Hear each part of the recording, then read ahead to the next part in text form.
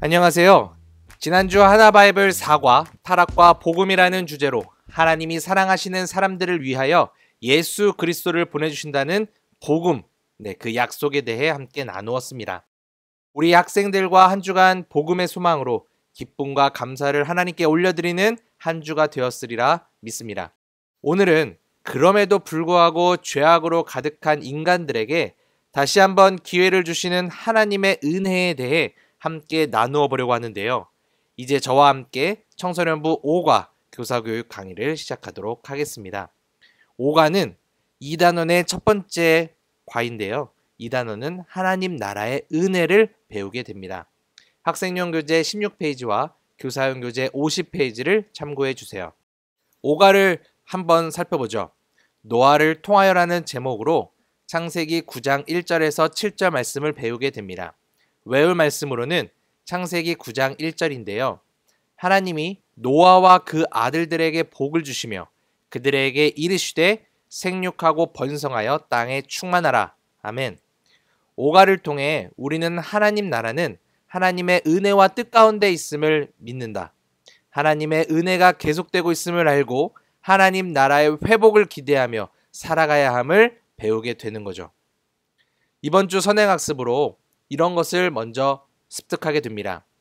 인류가 다시 한번 땅에서 생육하고 번성하여 가득하게 되는데요.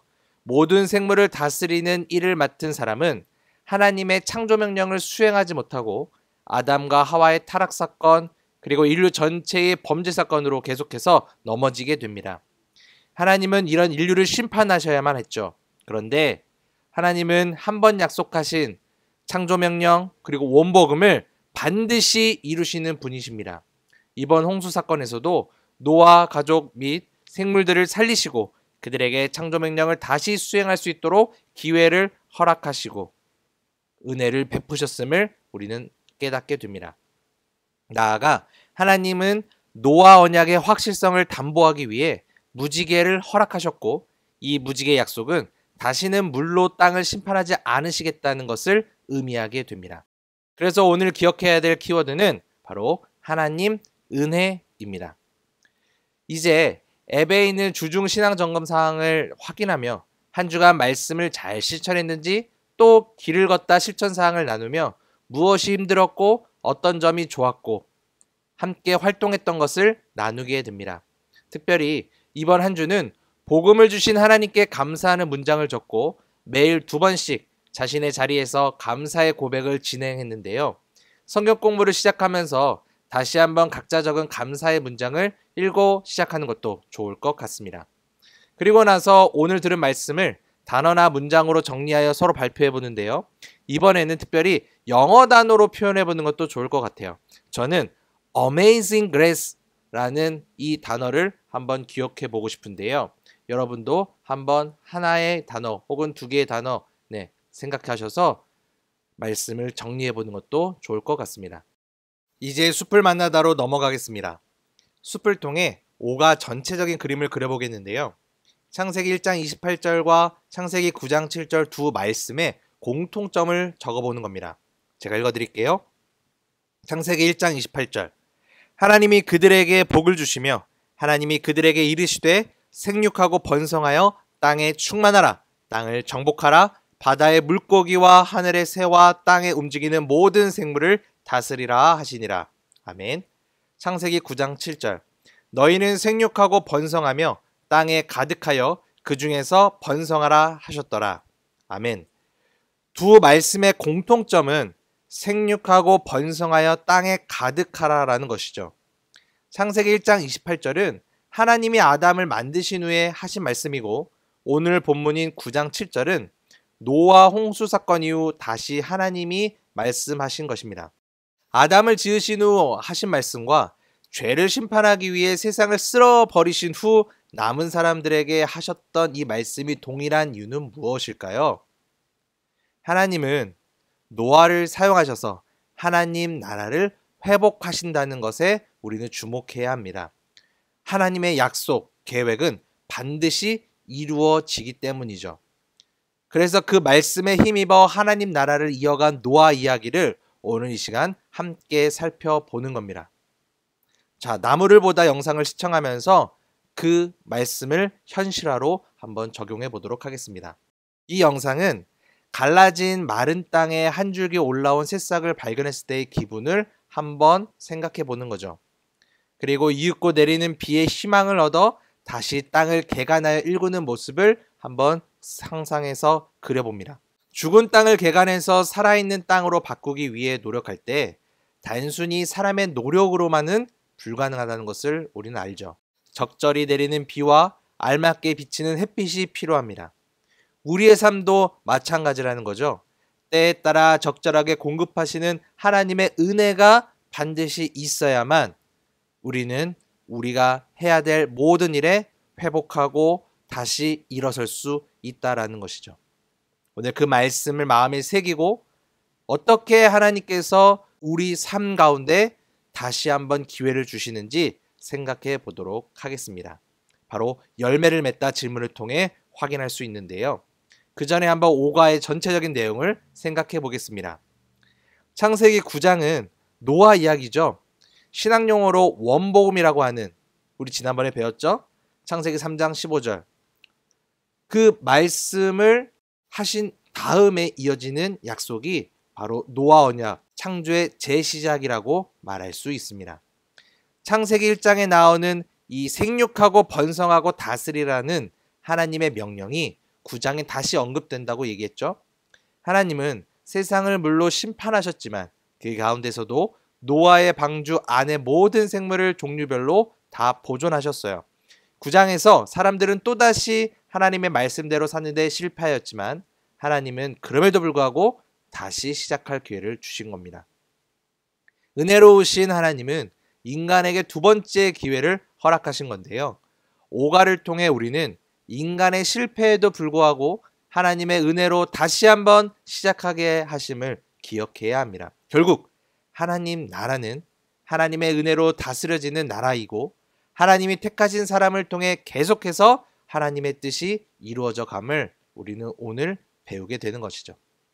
우리는 이번 과를 통해 삶의 영역에서 하나님 말씀의 빛으로 조명받은 학생들이 다시 새롭게 시작해야 할 모습은 무엇인지 찾아보고 신실하게 생활하도록 권면하는 역할을 감당해야 할 것입니다. 그래서 열매를 맺다 첫 번째 질문입니다. 하나님은 왜 인류가 다시 시작할 수 있도록 기회를 주셨을까요? 다시 기회를 주신 것은 바로 사랑 때문이었습니다. 하나님은 자신의 부족함을 채우시려고 인간을 창조하신 것이 절대 아니죠. 무엇인가가 부족한 존재는 하나님이실 수 없기 때문입니다. 하나님은 그분 스스로 완전하고 충만하십니다. 그럼에도 불구하고 하나님은 그분의 선한 의지로 우리를 창조해 주셨어요. 인간은 하나님의 기대를 저버리고 계속해서 악을 자행해 하나님의 심판을 받게 됩니다. 하지만 하나님은 여전히 사람을 사랑하셨고 그래서 한 번 더 그들에게 기회를 주시고 복을 주신 겁니다. 이 모두는 우리를 향한 하나님의 사랑이라고밖에 말할 수 없는 거죠. 왜 우리에게 다시 시작할 수 있는 기회를 주신 거라고요? 바로 사랑이라는 거 꼭 기억했으면 좋겠습니다. 자녀들이 아무리 말썽을 피우고 모난 짓을 해도 부모로서 그 자녀를 다시 믿어주고 보듬어주고 사랑으로 품어줘서 자녀들이 옳은 길로 갈 수 있도록 하는 원리랑 같다는 것을 기억하면 좋을 것 같아요. 두 번째 질문입니다. 인간의 노력이 아닌 오직 하나님의 은혜로 다시 기회가 주어진다는 것에 어떻게 생각하나요? 어쩌면 불공평하다고 생각할 수도 있어요. 내 노력이 아니라 내 노력이 필요 없다고? 너무하다고 느껴지기도 합니다. 그런데 아담 이후에 우리는 모두 죄인이죠. 선을 행할 의지나 능력이 하나도 없어요. 만약 우리의 노력과 선함으로 가능하다면 구원받을 수 있을까요? 또 얼마나 노력해야 하나님이 원하시는 선의 기준에 충족할 수 있을까요? 우리가 스스로를 구원할 수 있다면 하나님은 왜 필요한 걸까요? 그래서 바울은 에베소서 2장 8절에서 구원은 명백히 하나님의 선물이라고 분명히 얘기합니다. 그러니까 우리는 자랑할 수 없고 주신 선물에 감사해야 한다는 거예요. 오늘 노아처럼 다시 기회가 주어진 것도 다 하나님의 은혜입니다. 우리의 노력으로 가능한 일이 아니죠. 그러니 우리는 마땅히 감사해야 할 것입니다. 이어서 세 번째 질문입니다. 그렇다면 하나님이 지금까지 내 삶에 베풀어 주신 은혜를 생각해 보도록 해요. 그 중에서 가장 감사한 것을 한 가지씩 적고 서로 나누어 보는 거죠. 우리가 나눈 모든 것은 다 하나님의 은혜로 받았습니다. 그러니 우리가 취해야 할 바른 태도는 자랑이 아니라 감사임을 분명히 기억해야 합니다. 하나님 나라는 그분의 은혜로 계속됩니다. 하나님이 다스리시는 모든 영역이 곧 하나님 나라예요. 현재 내가 하나님의 통치를 받고 있다면, 우리 가정이 하나님 중심으로 살아간다면 그것이 하나님 나라입니다. 그렇기 때문에 하나님 나라에서 사는 우리는 마땅히 오직 하나님께만 감사하고 은혜 주신 하나님만을 위하여, 그분의 영광을 위하여 오늘도 최선을 다해 살아내야 하는 그런 사명이 있다는 것을 기억했으면 좋겠습니다. 추가 질문입니다. 하나님은 우리 삶의 모든 영역에서 새롭게 회복되기를 바라시는데요. 아래의 말씀을 찾아보고 변화를 기대하며 다짐해 보는 겁니다. 이번 추가 질문은 언어 생활에서, 신앙 생활에서, 친구들에게, 부모님에게 과연 나는 어떻게 해야 할 것인가에 대한 고민을 해보는 겁니다. 단순히 도덕적으로 바른 아이로 살아가게 하는 것이 목표가 아니라 말씀을 중심으로 내 삶을 어떻게 회복해 나가실 건지 기대하고, 그리고 말씀 붙잡고 각각의 영역에 그렇게 되어지기를 기도하면서 살아내보자라는 거예요. 이제 열매를 맺다 해서 배운 내용을 토대로 더하나 바이블 한 문장을 읽어보도록 하겠습니다. 하나님 나라는 하나님의 은혜로 계속됩니다. 교사가 성경 공부를 준비하면서 정리한 내용을 학생들에게 소개하면 좋다고 얘기했죠.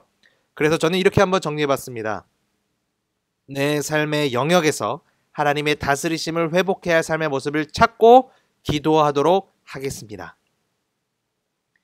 여러분들의 센스 있는 정리 한 문장도 기대해 보겠습니다.